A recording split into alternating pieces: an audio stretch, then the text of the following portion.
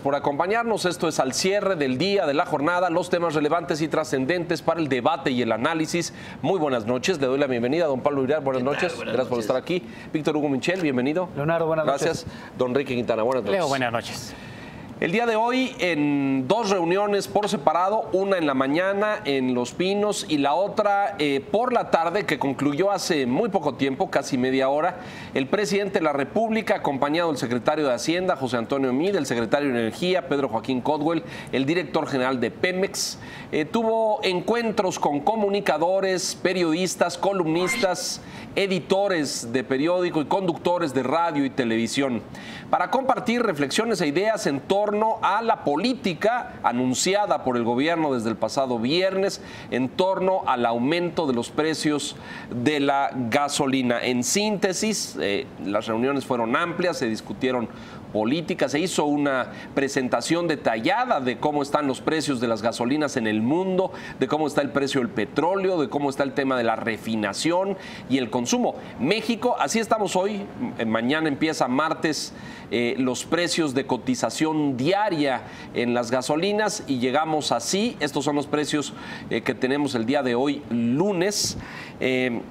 Dos variables fundamentales, hizo señalamientos esta mañana el presidente y el secretario de Hacienda que no están en las manos del gobierno. Una, los cambios constantes en los precios del petróleo a nivel internacional y dos, la paridad del peso en los mercados internacionales. Así es que desde mañana habrá una cotización diaria con variaciones que explicó el gobierno, han tomado medidas para que no sean demasiado drásticas o demasiado bruscas. Enrique. Hay dos cosas a comentar. Uno, me parece que el ejercicio mismo, más allá del contenido del ejercicio, creo que fue de enorme utilidad. Estas reuniones, haciendo la cuenta, fueron más o menos 60 comunicadores en los dos grupos, muy amplias. Yo estuve por la tarde, fueron pues cerca de 3 horas de reunión. En la mañana entiendo que fueron 2 horas y media también aproximadamente. Entonces creo que en primera instancia es un ejercicio de enorme utilidad el poder dialogar directamente con el presidente y con algunos de los funcionarios públicos. Respecto al tema del contenido específico, que es el asunto de la gasolina, hay dos cosas por comentar. A partir de hoy y en adelante estamos viviendo una etapa inédita. Jamás en la historia del país habíamos tenido variaciones diarias de los precios. A partir de hoy tendremos que acostumbrarnos a este mundo donde el precio de la gasolina cambia de un día a otro. Y cambia en cualquier sentido según lo que se mueva de las dos variables más relevantes que determinan el precio, el tipo de cambio y el precio internacional, el precio de referencia. Para mañana, los datos que veíamos hace un momento corresponden a los promedios que habrá el día de mañana. Hay una baja adicional, además de la baja que se decretó, que se estableció el viernes pasado, de 1 centavo en el caso de la Magna y el diésel, de 2 centavos en el caso de la Premium, y no sabemos, mañana podría haber un incremento de 1 o un incremento de 2. Lo que sí es un hecho es que van a ser incrementos moderados porque se estableció un mecanismo para suavizar los incrementos.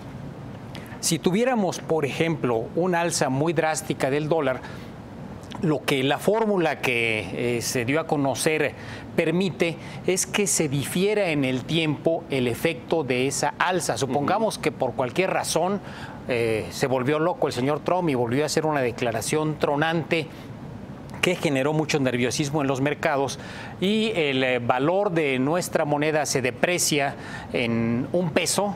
Vamos a pensar que vuelve a irse arriba de 21 en los mercados al mayoreo, cerca de 22 en los mercados al menudeo.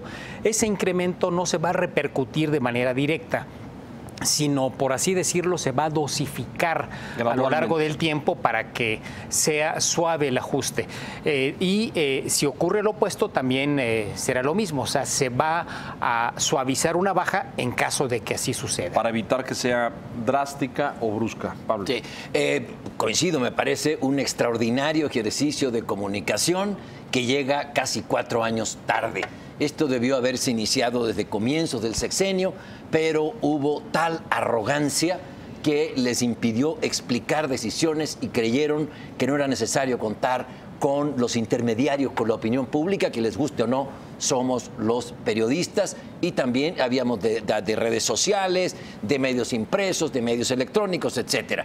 Pero se hizo, y creo que el presidente comunica bien. Si le hubiera explicado al país, previo al gasolinazo, lo que nos dijo hoy en la mañana, yo estuve en la sesión de la mañana, tú también, Leo. Así es. Que primero no hay con qué subsidiar el precio de la gasolina, y segundo, no hay excedentes petroleros como para prescindir del impuesto que deja dinero a las arcas de la Federación. Punto. Así es la situación. E hizo una serie de consideraciones de orden personal que a mí me llamaron la atención. Asumo los riesgos y el costo de las decisiones que afectan al gobierno y al partido al cual pertenezco. Así es. A mí me parece que ahí hay mucha tela de donde cortar, pues él se va dentro de 1 año y medio y los costos los va a pagar su partido en las elecciones. Qué mensaje críptico ¿no? Sí. Es decir, no hizo falta que entrara un análisis político electoral del momento que vive. Dijo sí, momentos difíciles, muy complicados estos, pero cuando dice esto de asumo los costos, y eso está diciendo cualquiera que sea el resultado en el 2018, yo estoy aquí de pie asumiendo las decisiones. Por la tarde, nada más para precisar, usó una frase todavía más terminante. Yo no soy dirigente de ningún partido político, soy el presidente de la República. No estoy pensando en un cálculo electoral. Bueno, muy preciso. Capital, sin duda. Víctor Hugo. La historia me absolverá. Suena en cierta medida lo que está diciendo Enrique Peña Nieto. Hay que decirlo también, es un ejercicio de comunicación preventiva el que se hizo el día de hoy. Y tuvimos que pasar por una serie de saqueos en distintas partes de la Ciudad de México y el Estado de México para que llegara este ejercicio en el que precisamente, como dice Pablo, el gobierno por fin accede a comunicar, accede a explicar las razones detrás de esta decisión. Vamos a ver cómo se va tomando en los próximos días los aumentos que vamos a ver naturales en la gasolina. Me quedo con lo que dice Enrique, los aumentos van a ser tan graduales que muy probablemente serán absorbidos por el ánimo social, vamos a decirlo, sin tener lo que vimos hace unos días en enero pasado. Pero es un ejercicio, y también ahí retomo lo que dice Pablo, que debió haber venido antes. Bien hasta ahora. Sí, siguiendo ahí, no estoy seguro de que sea preventivo. Yo creo que es tardío. Y tú dices 4 años, pero si este ejercicio hubiera tenido lugar en diciembre, en vez de aquella desbandada de funcionarios y cuando el único que salía a explicar el secretario de Hacienda después del aumento de diciembre, lo dejaron totalmente solo ahí, pero este ejercicio hubiera sido de enorme valía y de enorme trascendencia en los medios, se hubiera entendido, comprendido, procesado más la información. Llega 2 meses tarde respecto a la gasolina y ciertamente 4 años después respecto al resto de las reformas y los cambios en el país. Yo tengo dudas de si esta comunicación hubiera bastado para evitar el descontento. Creo que un incremento del tamaño del que hubo iba a generar un descontento por más explicaciones y por más claridad que hubiesen contenido estas explicaciones, pero hubiese sido asimilado de manera diferente, como creo que va a pasar en los siguientes días. Me parece que nos vamos a acostumbrar y simplemente subrayo, decía Víctor, los aumentos, no, desde que se fija el precio diario, ha habido 2 bajas. Como que tenemos hacia abajo, en el cerebro un chip, todos, de que nos hace pensar, ajustes diarios son aumentos diarios. Hacia arriba. Fluctuación. Claro. Fluctuación, va a subir y bajar. Tanto así que van 2 bajas. De a centavito, 2 centavitos uno, 1 centavito en el siguiente. A lo mejor mañana aumenta igual 1 o 2 centavos. Vamos a tener muy probablemente esos rangos de variación diaria en los 2 sentidos, no solo necesariamente incrementos. Y un elemento a complementar para usted es que no hay precios únicos. Cuando decíamos que había, ellos lo mencionaron en la mañana, 11.500 estaciones de gasolina en el país, habrá pues tantos precios como estaciones de gasolina. Todavía no, eso va a empezar en marzo en dos entidades exclusivamente, Sonora y Baja California.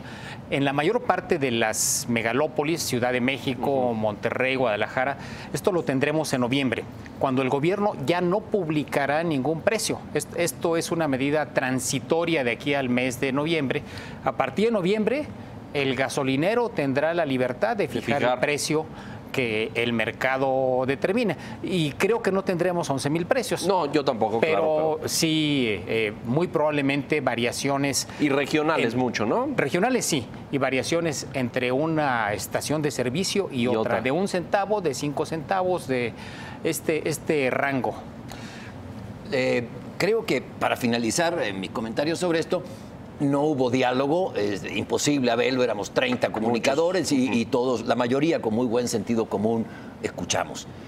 Pero creo que lo que pude percibir fue a un presidente que dice: estoy satisfecho por las reformas estructurales que hice, porque ha mejorado el poder adquisitivo del salario, porque hay más empleo y lo único que voy a hacer de aquí en adelante es administrar para evitar una crisis mayor, porque existen elementos de riesgo para que ello ocurra. Ahora, esto, en mí, como yo infiero, tiene un costo electoral. Claro, claro. Y no darle un sentido político a las decisiones de gobierno puede entregar el país en manos de quienes echen abajo las reformas de un solo plebiscitazo. Rápidamente, porque hay quien consignó por ahí desde el mediodía que lo vieron preocupado. ¿Tú lo viste preocupado? ¿Lo vieron en una actitud de preocupación, de consternación?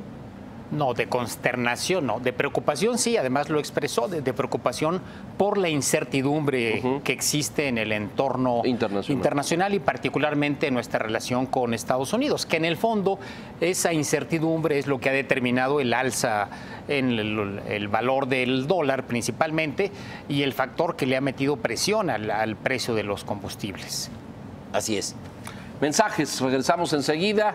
Josefina Vázquez Mota es ya formalmente candidata del PAN al Estado de México. Regresamos.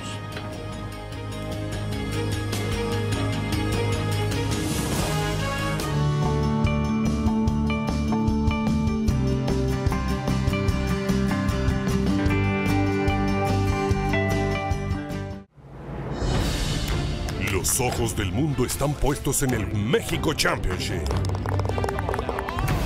Los mejores 70 golfistas del planeta se enfrentarán en el Club de Golf Chapultepec del 1 al 5 de marzo del 2017. Descubre el mejor golf del mundo.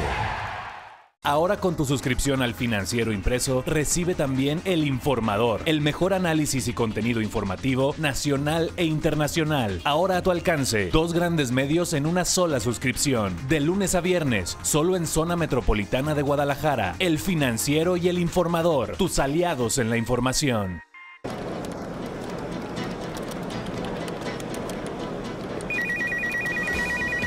El Financiero Bloomberg.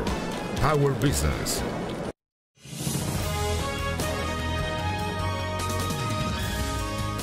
Lo habíamos adelantado ya a finales de la semana pasada, el pues ya inminente registro sucedió ayer domingo. Josefina Vázquez Mota se registró como candidata del PAN a la gubernatura del Estado de México. En este acto que ve usted aquí con cientos de simpatizantes y seguidores, Luis Felipe Bravo Mena, líderes locales del PAN.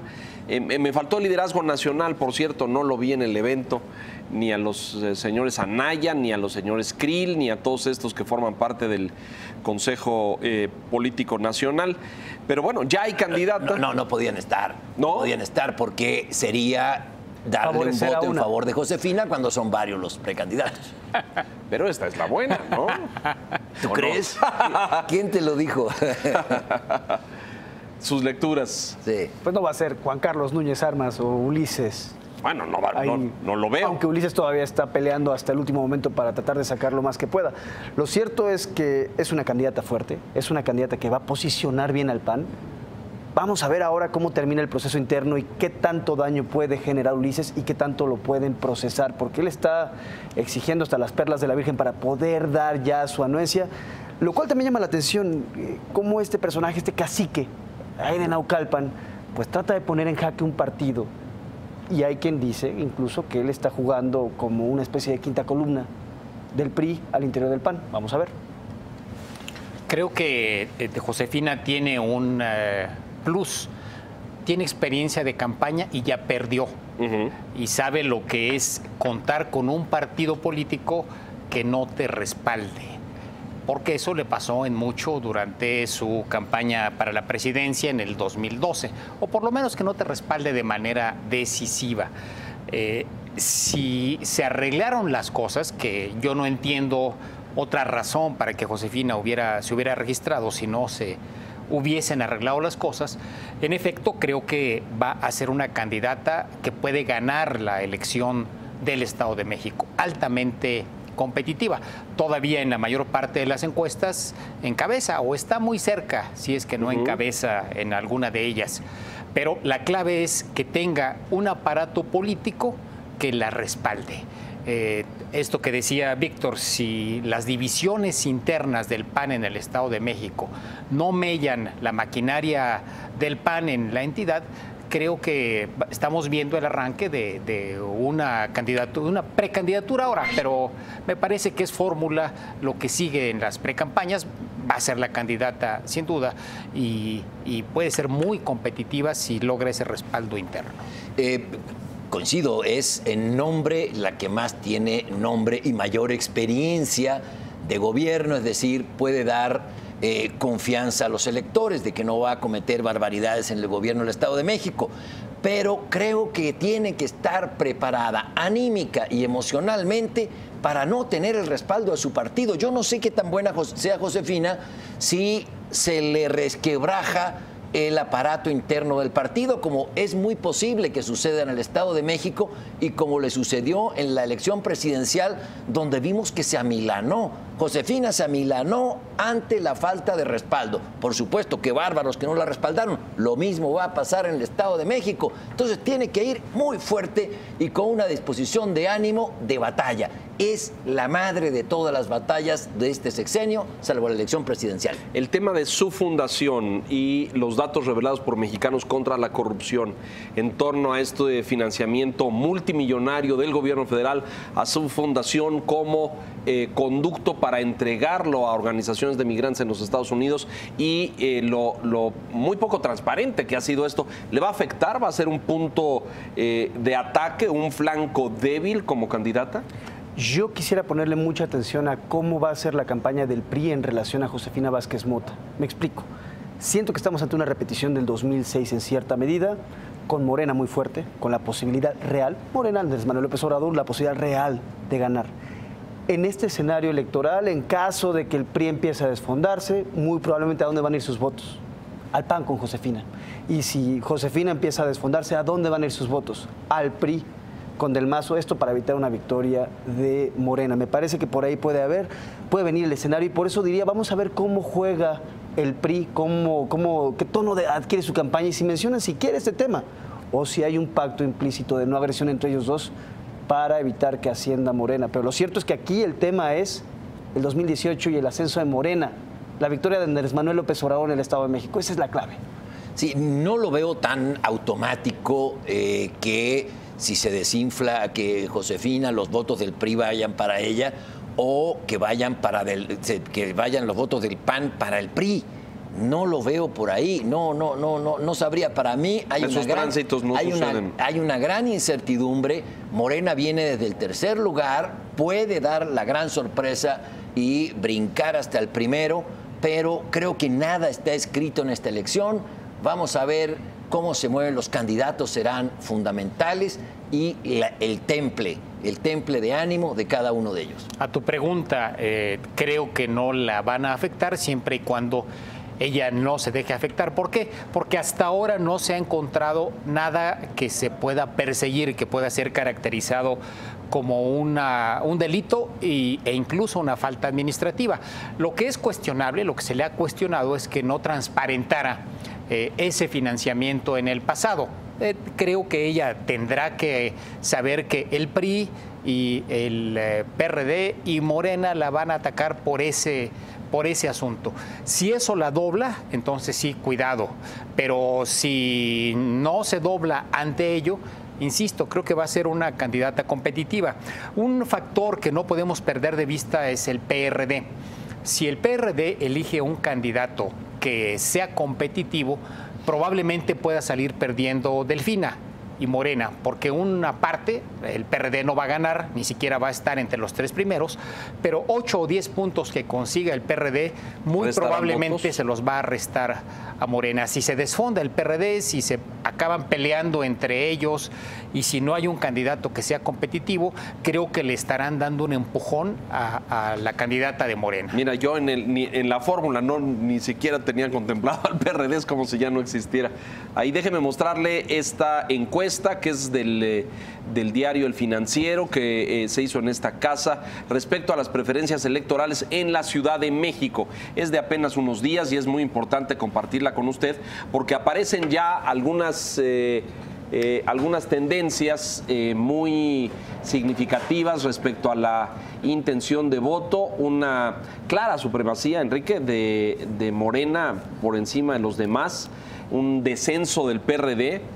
Me llama la atención este crecimiento del PAN. Yo creí que no se estaba dando en la Ciudad de México, pero esta es una sorpresa. Esto es, si hoy fueran las elecciones para jefe de gobierno en la Ciudad de México, ¿por qué partido votaría usted? Esto es en términos de partido, pero mire usted lo que sucede cuando ponemos rostros de personajes. Ricardo Monreal a la cabeza en el caso de Morena, por encima de Martí Batres y por encima de Claudia Sheinbaum. Xóchitl Gálvez aparece ahí en un segundo lugar bastante estable, entre 24 y 23 puntos, y después hacia abajo ya la señora Barrales del PRD, y aparece ahí el doctor Narro, que parece como el favorito, lo postulan para la presidencia y también para la jefatura del gobierno de la Ciudad de México. En fin, es variable, pero sus comentarios, Pablo. Me parece incuestionable que Morena es el puntero en la Ciudad de México. Sin embargo, hay que esperar que haga el Partido de la Revolución Democrática. Tiene estructura, tiene bases y creo que podría crecer en una campaña con candidatos competitivos. Vamos a esperar qué ocurre con la elección en el Estado de México. Es importante saber si gana Josefina. Me parece que habrá un efecto de contagio hacia el Distrito Federal, y si gana la candidata de Morena, pues ya todo está dicho. Pero tú no descartarías al PRD, es decir... No. Víctor. Aún así, no descartándolo, qué dramática la situación del PRD, qué forma de colapsarse de la que fue la primera fuerza política de esta ciudad durante tantos años. Qué forma de ser desplazada por Morena. Y también hay que decirlo, en el caso del PAN, nos queda claro, no hay más, no hay otra carta que jugar. Van con Xóchitl, no hay más. Es la única candidata realmente competitiva que tiene el blanquiazul aquí en la Ciudad de México. Eso nos queda claro con esta encuesta. Y nos queda claro también porque el PAN ha tenido una incapacidad patente para crear nuevos cuadros en la ciudad durante los últimos años. Así que esta encuesta nos va dejando algunas cosas claramente definidas. Mucho puede cambiar, como dice Pablo, pero el PRD es un colapso dramático y Xóchitl va como la puntera del PAN. La diferencia entre el primero y segundo lugar a nivel de la intención de voto por partido, si no se le pone rostro, es de 16 puntos. Siempre es remontable, pero son 16 puntos, algo que no habíamos visto en mucho tiempo. Y el otro elemento a considerar es que en esa lectura de intención de voto por partido, entre las diferentes encuestas que hemos hecho, es la primera vez que el PRD está en tercer lugar en la Ciudad de México, lo cual marca, coincido con Víctor, un elemento de crisis muy, muy severa, que eventualmente pues debe obligar a una refundación que lleva mucho tiempo planteándose y no se da. Creo que esto es un llamado, pues ya ni siquiera en segundo lugar. Esta información se levantó en los últimos 8 o 10 días, Enrique. Sí, fin de semana, no este fin de semana, el anterior. Fin de semana es previo. decir, antes de que estallara este asunto de Ricardo Monreal en torno a los contratos con amigos de su hija en la delegación Cuauhtémoc. Es previo. Es previo. Porque yo no sé si eso puede afectar este puntaje, el liderazgo de Ricardo Monreal. Yo creo que no. No, yo creo que no. Ricardo Monreal es un líder, es un político muy cuajado, muy hecho. es, en mi opinión, la carta más completa que tiene Morena en la Ciudad de México. Y comparado con Martí Batres, que tiene muchos negativos. Hay mucha gente que escucha a Martí Batres y se le paran los pelos, se asusta. Y la señora Sheinbaum, pues al parecer está para otras cosas en el equipo de López Obrador.